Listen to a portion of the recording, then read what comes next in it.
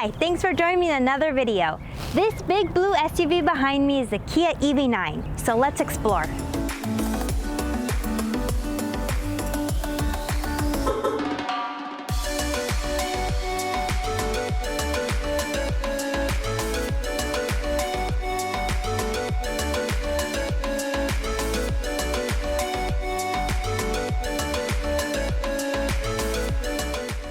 The Kia EV9 starts at $54,900 for the base model and goes up depending on the model and configuration.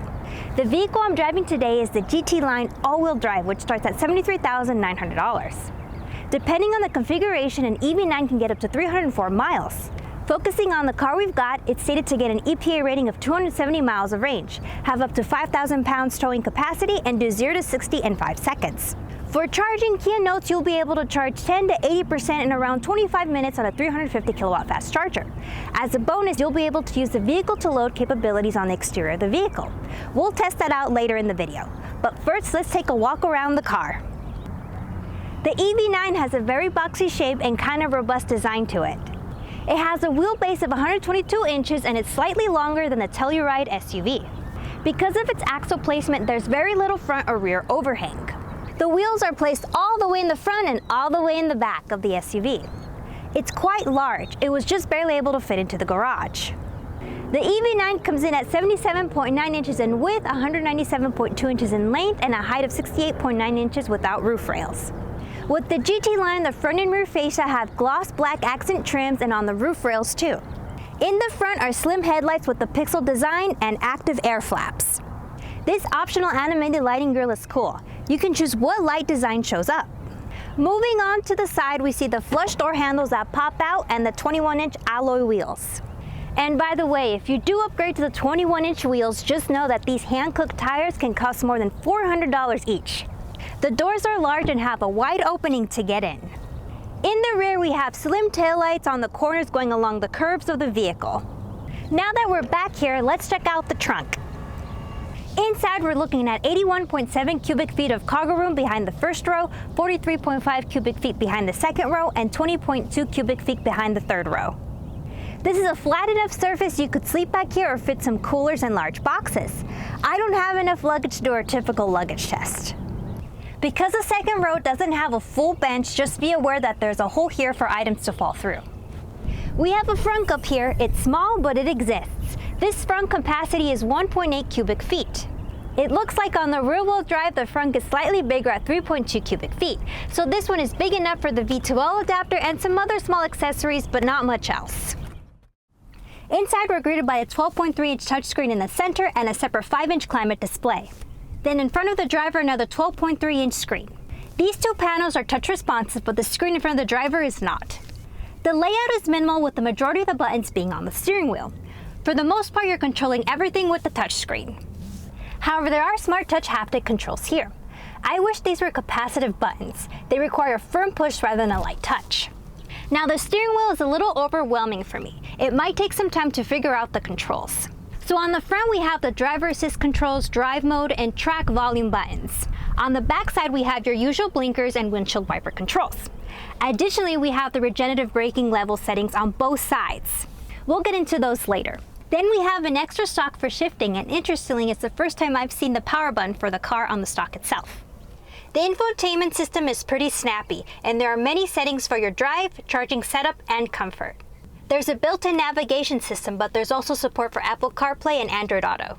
These seats are amazing with the different adjustments, and there's even a leg extension. The seats are ventilated and heated. This will be nice on a long trip. Okay, for charging up devices, there are 2 USB-C ports and a 12-volt outlet in the front. There are also USB-C ports on the sides of the front row seats. These seem like a pretty convenient spot for either of the front 2 rows to charge up their devices. We've also got a wireless phone charger in the armrest. Lastly, for the third row passengers, there are an additional 2 USB-C ports. For storage, we've got a space below the center console and not too much in the armrest because this space is being taken up by the door for the second row. This is a 6-seat layout SUV and every passenger has a lot of room. We've got plenty of legroom, headroom, and space to move around between the rows. Since there isn't a full bench in the second row, there's a nice walkway to get all the way back to the third row. As always, first things first, we have true one-pedal driving in this car, and we have several other regenerative braking levels. You can adjust those levels with the left and right steering wheel paddles, so there's an option for everyone. If you don't like the feel of strong regen, you can just set it to 0 or 1, but if you're like me and you like strong regen, then you could set it up to iPedal. You can change your driving modes from Eco, Normal, Sport, or Snow depending on your car, and then you can also do that personalized mode. You can feel this is a heavy SUV, but don't be deceived, this thing is quick. We're accelerating an SUV that's over 5,000 pounds in seconds. It's kind of scary, but fun. If you need to stop quickly, the brakes are strong in case of an emergency. The ride is pretty quiet with a little bit of road noise coming in, and it's definitely quieter than the Model X. However, right now it's really windy outside, and I could really hear that in the car. I've got a good view out the windows, but not sure how well I'd see if the back was filled with passengers. It can be tough to see through the back window, so there's a toggle here to switch to a camera view. Speaking of views, I also have a camera view that pops up on my dash, so when I put on the blinker, I'll see either side of the car. It's really useful to see blind spots before changing lanes. But both features are upgrades depending on the trim you choose. I have some difficulties parking this SUV. It's large, so there are some sacrifices to the turning radius. However, the cameras and sensors on the car do make it a little easier. There is also an option to get remote smart parking for this, so let's try it. Okay, so let's try it from the inside by finding a parking spot. Let's engage that.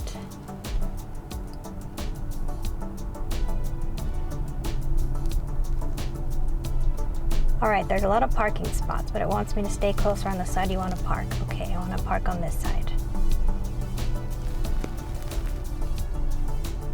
Come on, their lines are clear. It does not detect any of these as a parking spot. I wonder if it needs to see other vehicles parked as well to choose a spot. Let me try the other side. All right, I'm hitting smart parking, and I need to hold down on the parking button. I believe I still have to hold down this button until it finds its spot. If I let go, it stops. Okay, so you have to hold the button down, which is silly. So I'm holding the button down while it finishes its parking spot.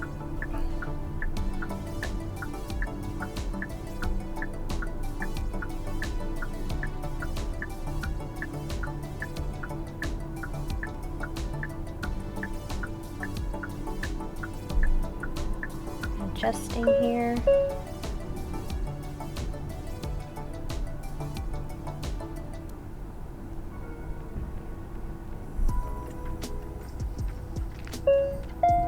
Okay, in reverse.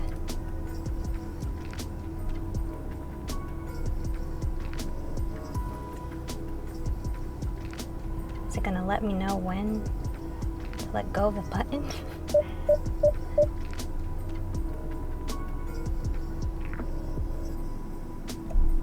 Okay, let go of the button. All right. That was interesting. Let's try it from the outside. Okay, so we're gonna try remote parking from the outside. And I'm going to shift this into park and get out of the car and control it with my key.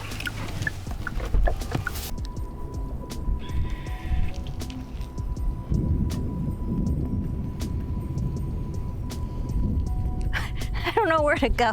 I'm just trying to think maybe because I'm too far away it's not working. Am I too far away or not close enough? I don't know.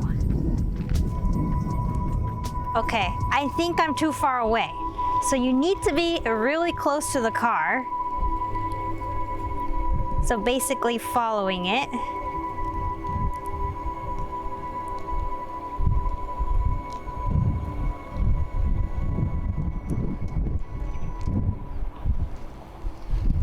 You're doing a good job. Come on.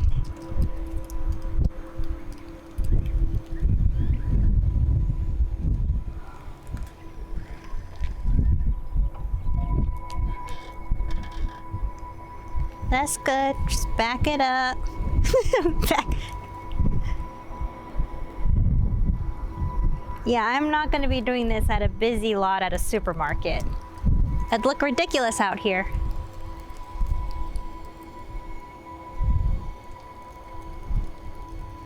I'm still holding on to that forward button. Okay, and it stopped on its own. All right, I think it did pretty good. It did better than I did. Well, actually, it's kind of, well, I don't know.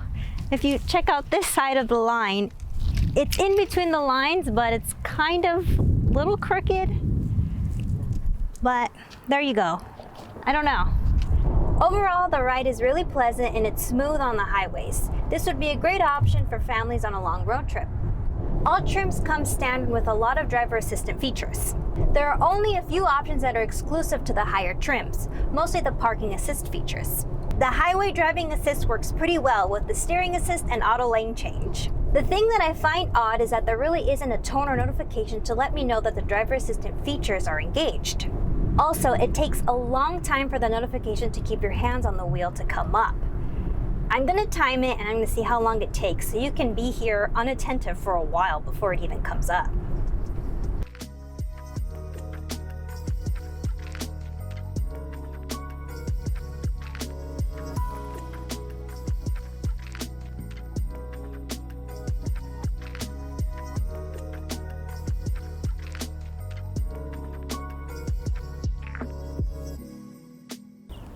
Since we've got the GT line for this SUV, we have a dual motor setup. Both motors are permanent magnet synchronous motors and output 189.5 horsepower each for a combined 379 horsepower. While they both have the same output, interestingly they have different gear ratios at 10.65 to 1 for the front and 13.16 to 1 for the rear. Not sure why they're different, but I'm sure Kia has a good reason. The battery in this car has a capacity of 99.8 kilowatt hours and has a nominal voltage of 552 volts. In total, the pack weighs in at 1,248.9 pounds and can output up to 318 kilowatts. Kia states that the maximum peak charging rate is 210 kilowatts and can charge 10 to 80% in 24 minutes. We've seen great charging times from Kia and Hyundai's eGMP platform before, so I expect we'll be right on target. One thing that's interesting is that the peak charging rate on the Kia EV9 is actually faster, even though the battery pack on this vehicle is larger. They must be using a different chemistry or configuration of the eGMP platform on this car. The EV9 is using the CCS port for charging, but Kia has committed to switching over to NACS. An adapter will be available in the future for use with DC fast chargers using the NACS connector. We have an 11 kilowatt onboard charger which should charge up the car in about 10 hours. Inside the EV9 we have a standard 120 volt outlet with up to 12 amps of power availability. This outlet is useful for charging laptops and using other higher power electronics while inside the car. If you're on the adventurous side, Kia also offers a V2L or vehicle to load adapter. This connects to the charging port of the car and gets you that same 1500 watts available on the outside of the vehicle. This is very useful in an emergency. If you have a power outage at your home, you can run an extension cord inside to power up some essential electronics. While it won't power up your whole house, it'll get you the important items you need. It can also be used for camping or even cooking. Speaking of, welcome to Cooking with Calla. Today we're going to make Calla some food. This is Calla's favorite recipe, meat. We've got our induction cooktop plugged into our Kia EV9. I put a bit of distance between us and the car because I don't want it to smell. We're not going to season the meat since Calla isn't really picky. All right, so we've got our induction cooktop on. We're gonna put a little bit of butter in here. Well, just the whole thing, whatever. Okay, get that nice sizzle in there. Kai, can you smell this? It smells pretty good. It's a really thin slice of meat, so it shouldn't need too much time. So we're gonna power it off. I'm gonna wait for this to cool. We're gonna cut it in some smaller pieces. All right, this isn't hot anymore, is it? No, it's nice and warm. I made this just for you. Do you like it?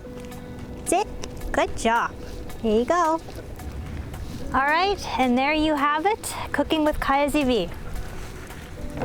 Okay, now let's put all the stuff away. It's time to charge up the car, but first, how did we do on our range? We tapped on the preconditioning button and it said the battery temperature was already optimized. The battery is now at 9% and we drove 256 miles, so we're currently beating the EPA estimate by about 13 miles. All right, let's plug in and see how it does. Our charging session went well. It sustained high rates above 180 kilowatts for quite some time, and we hit a peak of 215 kilowatts. It finally started to slow down around 58%. We finished up our session at exactly 25 minutes on the dot. Quite impressive. The total cost for this was $43.70. There's not much to compare the Kia EV9 to. Other full-size electric SUVs are the Tesla Model X and the Rivian R1S. There are a bunch of compact SUVs and crossovers, but not many of this size with a third row. The Rivian and Tesla do offer more range, but they're also in the luxury segment. The EV9 gets a better efficiency rating than the R1S, but falls short compared to the Model X. However, the biggest difference in what sets the EV9 apart is its price. It costs less than the R1S and Model X, and you get a decent amount of standard features with the light trims. Alright, so how'd the EV9 do? On the plus side, it has a fast charging rate and a great charging curve. It charged up in the exact amount of time claimed by Kia. It offers one-pedal driving and other region levels to suit the driver. There's plenty of space for your passengers, and overall, it's a comfortable ride and relaxed interior. Having standard outlets is a great feature for an EV. I wish they all had them. On the so-so side, the front size was small, but at least it offered one. The range is fairly decent for this size SUV, but the base model range isn't great. Lastly, the parking assist features didn't work smoothly, and I questioned the notifications and lagged warnings on the highway driver assist system. Thanks for spending time with me today. Have an EV I can review? Email me at info@kaiasev.com. Support our channel and check out our Kaya sticker shop. Kai's my dog. And follow us on social media at KaiaSEV. That's all for now, and happy charging!